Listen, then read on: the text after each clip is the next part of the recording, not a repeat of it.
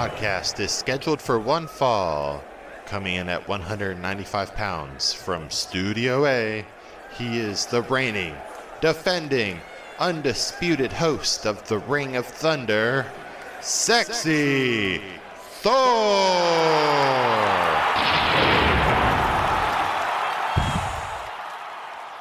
This is your brain on wrestling Twitter. Yep, this is exactly how it sounds like, or it looks like, because guess what?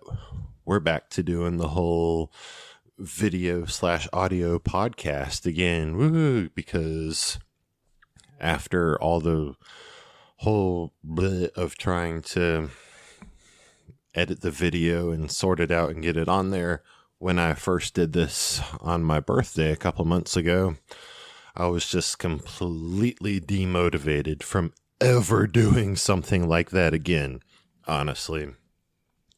But you know what? I was just like, well, screw it. I do the audio podcast in like basically a single take, just running off the cuff here. I guess the video will just have to sort of be the same way. So here we are once again with me just being like, because I broke one of my own personal cardinal rules, and I spent way too much more time on wrestling Twitter than I actually wanted to. But I did it because it is blowing up as of today, Tuesday, May 17th. Because, yeah, last night on Raw, we were told that the main event was going to be a six-pack challenge, and the winner would face Bianca Belair for the Raw Women's Championship at the Hell in a Cell Premium Live event. It's going to be Becky Lynch, Asuka, Sasha Banks, Naomi, Nikki ASH, and Doudrop. And that's what we were told starting off. And then within the first half hour or something, all of a sudden it was just like we saw a little segment of Becky like frantically telling Adam Pearce that, you know, Sasha and Naomi have left the building, and so he should just go ahead and give her that Hell in a Cell opportunity. And he was just like, no, but or maybe she proposed her versus Asuka instead. But Pierce was just like, okay, whatever, blah, blah, blah. And our main event turned out to be Becky versus Asuka, which I'll never complain about. And here I thought with that segment, you know, Becky being like, oh yeah, Sasha and Naomi are gone. It was just going to be like some sort of angle where, I don't know, Becky knocked them out to eliminate the competition or locked them in a closet or something. It's just like, oh yeah, they left for the day. No, apparently this is legitimate. They left because, well, honestly, I suck at explaining things in person. So if you follow WWE or wrestling internet closely, you've probably already seen the story and you know the details. And this is where my issues with wrestling news sites and dirt sheets are, because there's always all sorts of conflicting reports and they get it all wrong. For me personally, I just choose to go with Fightful because they do actually have a pretty good track record of being right. And so, yeah, yes, I am one of those that gives Sean Ross Sapp $5 a month. And he's going to need $5 from each and every one of you. If you know, you know. If you don't worry about it. But yeah, so pretty much it's a very, very uncomfortable and just a bad situation. I mean, I've done research and I continue to, you know, be on the lookout for more details and all that, but it's a pretty foregone conclusion, like who's actually in the right here. And I'll just leave where I sit on that side of the fence as a mystery for the audio listeners, at least. Because if you're watching this at video or on video, it should be pretty clear which side I stand on. Ho ho ho ho. Yes, of course I stand with Sasha and Naomi, because creative and upper management have a history disrespecting them. Like, this whole blow up and them walking out is not a whole thing that they just woke up, heard about something they didn't like, and then all of a sudden they were just like, nope, bye-bye. No, this is definitely something that's been building and building. And the crazy thing is, Naomi was the one who was supposed to go over in that match. But therein lies the problem, because if you lay down the details that we do currently have and the report so far, it's creative was just going to completely ignore the women's tag title pictures, like, as a whole, until at least Money in the Bank. And even then, there was no guarantee they were going to get back to anything there. And then, but in the meantime, they were going to have Naomi put over the Raw Women's Champion, and there were reports out there that, Sasha was probably going to face Ronda Rousey for the SmackDown Women's Championship and get Ronda over.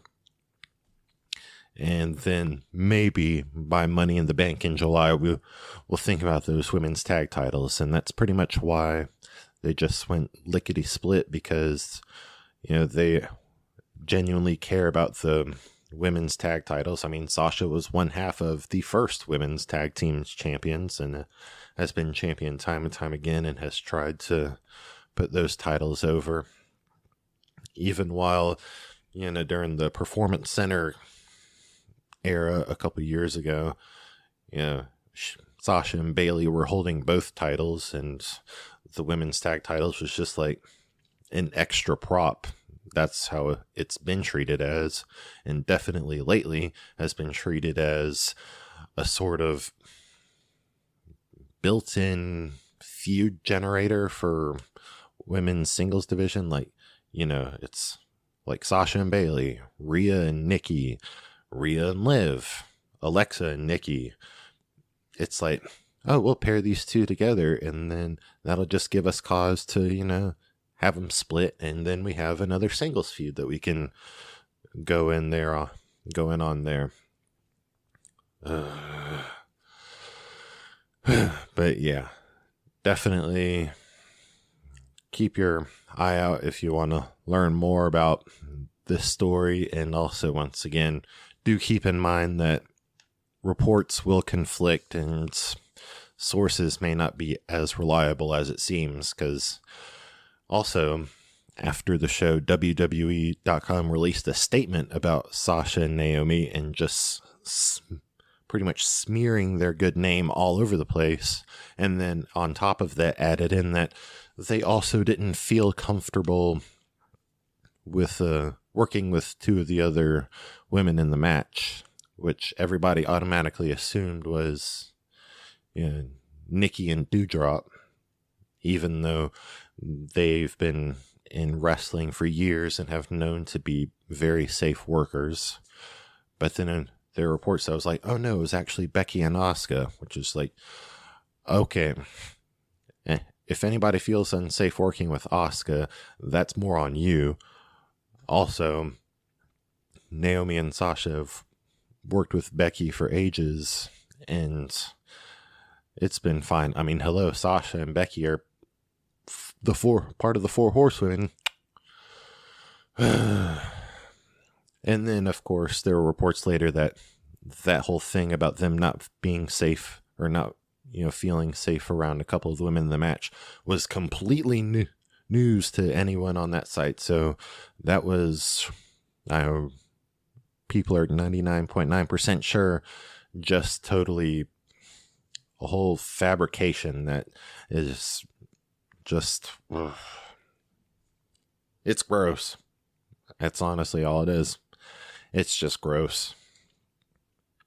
But hopefully this opens some eyes in the office, and Sasha and Naomi can return there, and creative can get their booking right.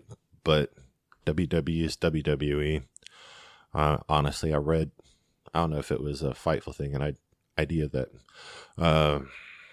they'll just end up vacating the titles and possibly this is speculation, but WWE could just completely do away with women's tag titles because they obviously just don't know what to do with them unless they have an out of nowhere women's championship match between Nikki ASH and Doudrop versus Shayna Baszler and Natalya that just sprung up all of a sudden with no explanation as to why the titles had been vacated. NXT Tag Team Championship, MSK. Anyway, so let me get off that subject because I've been reading enough about it anyway, and once again, your brain on wrestling Twitter. So, since we're back on YouTube,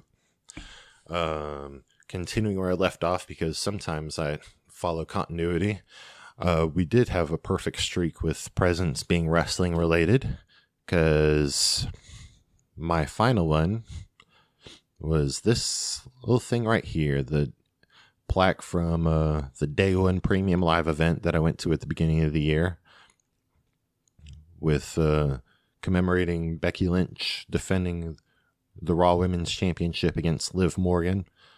And it's funny because I look at the gear that Becky's wearing right here, and it kind of looks like the gear she's been wearing the past couple of weeks. But she also has these crazy new shades as well. That's just goodness. I mean, if WWE Shop isn't selling like replica versions of those shades here soon, I mean, they're leaving money on the table, and God knows WWE never wants to leave money on the table. And also, what are some other little positive things? Oh, well, Asuka brought back the Green Mist in that main event against Becky, and will be taking on Bianca for the Raw Women's Championship. I mean, it seemed like we were going to be obviously going into a Becky-Asuka singles feud anyway, eventually, so I guess might as well get it started now. And then, yeah, since the last podcast, how about it? If you could think it, Alexa Bliss is finally back for the first time since Elimination Chamber, and she does not look like this anymore. And once again, watch the video to know what I'm talking about. Grabbed this at Target a couple weeks ago, and it's a nice little reminder of what was, I guess. But yeah, she was introduced back by Adam Pearce right after Pearce fired Sonya Deville, and pretty much Alexa kicked Sonya in the stomach, hit her with a Bliss DDT, then hit her with a Twisted Bliss 1, 2, 3, and that's it. And then last night, they had a rematch where it was the same match, same result, but both competitors each got their offense in a little bit more. You know, some people say, oh, you know, we didn't need to see that rematch again. And it was just like, well, last week was a squash. Last night was more of a actual wrestling match, so maybe we did. Now, if they go for a third time, then I don't know what on earth is happening here, but who knows? Who knows? And I think I might just end up leaving it off, or as the final thing, keeping it shortish for my poor little phone camera. Oh, also, by the way, Seth Rollins and Cody Rhodes, they are set to face for the third time at Hell in a Cell, which that's going to be wild. And God, when's the last time a non-title match happened in Hell in a Cell? Like, was it Shane McMahon and Undertaker at WrestleMania 32? Or was it sooner than that? I'm curious about this. It's definitely not going to be like Hell in a Cell 2016, where there were 3 Hell in a Cell matches and they were all for titles. But, when we actually treated the United States Championship and the Intercontinental Championship with deserved respect. And, okay, so we got Cody and Seth in there. And then Bianca and Asuka for the Raw Women's Championship, which is not going to be a Hell in a Cell match. And it seems like Bobby Lashley and Omos might be headed that way as well. But finally, so Judgment Day, I love those guys. I mean, their promos are just unintentionally silly, or maybe secretly intentionally silly. I don't know. By the way, Damian Priest has the perfect evil laugh. And like he even beats the guy who voiced Shao Kahn in like the early Mortal Kombat games. So AJ, Finn, they were having their problems with Priest and Edge. And Liv and Rhea have had their problems. Rhea made Liv tap out. And then last night, AJ and Finn pretty much looked out for Liv against those creepos, Los Lotharios, who are trying to cheer her up. And they were like, hey, you should come out for our match if you want. And she was just like, oh, I don't know. And then when we actually get to the segment, like less than 10 minutes later, Liv's the first one out there. So she had a change of heart real quick. I don't know. I can kind of relate. But yeah, AJ and Finn beat Los Lotharios. And then they did the Too Sweet as former famous Bullet Club veterans do. And then they frickin' did it. They had Liv join in, and now she's done the Too Sweet, and now she is part of the club. Ooh. Been waiting for that to happen ever since Backlash. I tweeted it like a crazy motherflubber. And apparently they did that first this past Saturday at a live event in, I just blanked out because it was in South Carolina, but it was like Florence, South Carolina. Got you. Yeah, apparently at a live event, that's when the three of them first did their Too Sweet. And I was just like, oh, so close yet so far. Guys, see, I'm in upstate South Carolina. Florence is on the other side of Columbia I guess it still counts as the Midlands. So yeah, that's still a bit of a drive. Like it might have been closer to go to Charlotte than to go to Florence. But oh well, at least it finally happened. So yeah, we'll see where all that craziness goes. Raw. It's like the structure of the show is still flim-flam, but there's like so many people I love watching on there that it's like kind of makes up for it. And most of them are doing well. It's just there was a serious damper on that with the whole Sasha and Naomi situation, which I guess we'll just have to wait and see how that unfolds. So with all that said, yeah, if you like this whole rambling thing, please like and subscribe. You can find me on the Fall Horseman YouTube channel, where me and my friends do a whole bunch of cool Halloween stuff. Also, Spooky Thor is missing, so if you know where Spooky Thor is, do let us know, please. We still need him back within the next few months, preferably. And also check out Thunder Talk. But Thunder Talk's not on YouTube yet. We're still pushing for that, but it'll get there. But we're still killing it on the podcast scene. So if you got a podcatcher that's not YouTube, chances are you can hear Thunder Talk on there. So with all that said, thanks for locking with me in the Ring of Thunder.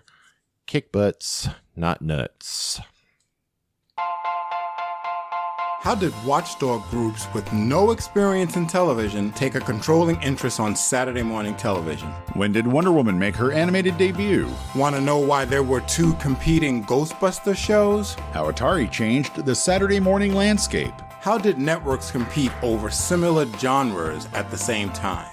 Find out all of this and more on the Best Saturdays of Our Lives podcast. A proud member of the ESO Network. Hello. Have you ever wondered how much Jerry Siegel and Joe Shuster sold Superman's rights to DC for? Or which popular football star was the Sam Wilson the Falcons' physical appearance based on?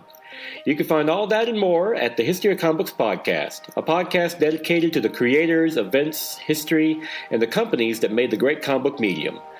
Hosted and created by your friendly neighborhood JT Wheatley. Please give it a listen at iTunes, Spreaker, Stitcher, and all our podcasting platforms. Thank you, and go ahead and enjoy yourself a good comic book. Hey guys, gals, and non-binary pals. It's Amanda Bones. And I'm Ashley. Of How to Talk to Your Friend About Wrestling, the podcast on the Count Out Wrestling Podcast Network, a weekly show where we talk about all of our favorite things, babes, blood, and brutality. We also talk about other fun things, like is Kenny Omega finally too tan? And how much blood is too much blood? Because that looks like way too much blood. So join us on the adventure of teaching me, Amanda Bones, about wrestling.